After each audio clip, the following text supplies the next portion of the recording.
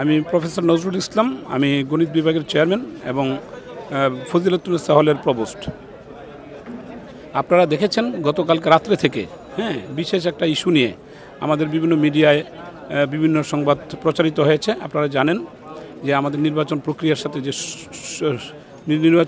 সাথে যেটা অত্যন্ত জরুরি যে ভোট গণনা, সেই ভোট গণনার যে প্রক্রিয়া সেটা একটা মেশিনের মাধ্যমে করার কথা, ওএমআর যে কাউন্ট মেশিন, সেই মেশিনটা এবং যে ব্যালট পেপার, সেই ব্যালট পেপার দুইটাই একটা কোম্পানিকে দেওয়া হয়েছে। সেই কোম্পানিটা একেবারেই অখ্যাত একটা কোম্পানি, রাস্তার একটা কোম্পানি বলা চলে, যে কোম্পানির নিজস্ব কোনো প্রেস নাই। সে লোক আমরা আজকে সারাদিন খবর নিয়েছি, সাংবাদিকরা খবর নিয়েছে, সেই প্রেস কোনো অন্য একটা জায়গা থেকে আবার ব্যালটগুলো ছাপিয়ে নিয়েছে।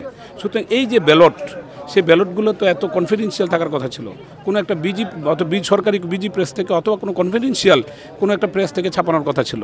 তাহলে এই যে বিভিন্ন একজনের মাধ্যমে আরেকজনে এভাবে বায়া হয়ে যে সাব কন্ট্রাক্টের মাধ্যমে যে আমাদের এই ব্যালট পেপারগুলো ছাপানো হয়েছে, সুতরাং এই ব্যালট পেপারগুলোর গ্যারান্টি কোথায়, নিশ্চয়তা কোথায়? সুতরাং এটা যে কারো হাতে চলে যেতে পারে। তো আপনারা জানেন গত ঢাকা বিশ্ববিদ্যালয়ে যে ঘটনা ঘটেছে সেটা হয়তো ধরতে পারেনি তারা, কিন্তু আমরা বুঝতে পেরেছি যে ব্যালট পেপারগুলো যে জায়গা থেকে এসেছে তারা হয়তো বা ছাত্র শিবিরের হাতে তারা তুলেও দিয়েছে বা তারা হয়তো খবর রেখেছে। যেহেতু যে কোম্পানিকে দায়িত্ব দিয়েছে সেই কোম্পানি জামাত ইসলামের একজন নেতার বা জামাত ইসলামের একজন ব্যবসায়ীর একটা প্রতিষ্ঠান।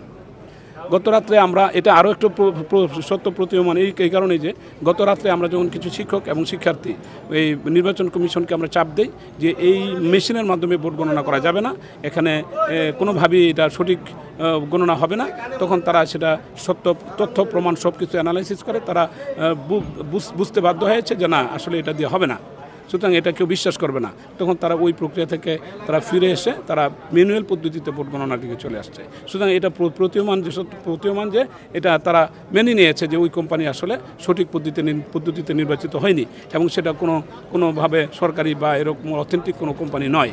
সুতরাং সেই কোম্পানির ব্যালট পেপার দিয়ে যে নির্বাচন হয়েছে, আমরা আগেই আশঙ্কা করেছিলাম যে তারা হয়তোবা এই কাজগুলো করবে। সুতরাং আমরা যখন বিভিন্ন হলগুলোতে গেলাম, আমরা যখন এই ব্যালট বাক্সগুলোকে করতে গেলাম, ওই যে সুরক্ষা দিতে গেলাম, তখন আমরা বিভিন্ন রকমের প্রতিবন্ধকতার সম্মুখীন হয়েছি। এইচপি কোম্পানি, আর কি নাম যেন এটা, আমি আপনাদের নাম বলতে পারবো। আমার কাছে তথ্য ডকুমেন্টসগুলো আছে, ঠিক আছে। জানার পর আপনারা সকাল থেকে কেন নির্বাচনে আছেন? আধা ঘন্টা আগে সিদ্ধান্ত নিলেন? না, আধা ঘন্টা আগে সিদ্ধান্ত নিলাম এই কারণে যে ওনারা আমাদেরকে আশ্বস্ত করেছিল যে বাহির থেকে কোনো রকমের ব্যালট পেপার এখানে ঢুকবে না।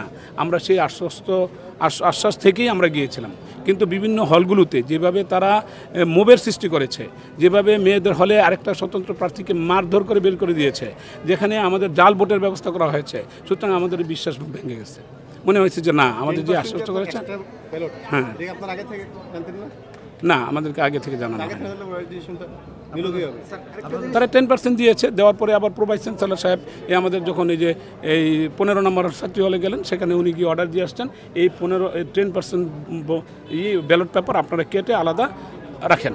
সুতরাং এত আমার সন্দেহ হয়েছে আমাদেরকে যে না, ওনারা এই 10% ভোট দিয়ে তাহলে কী করবেন? এক্সট্রা ছাপাইছে না, ওনারা দেওয়ার পরে ওইখানে হিসেবের মধ্যে দিয়ে দিয়েছে 10%। কারো হলে ধরেন যে আপনার 890টা, সেখানে 10% অতিরিক্ত দিয়েছে।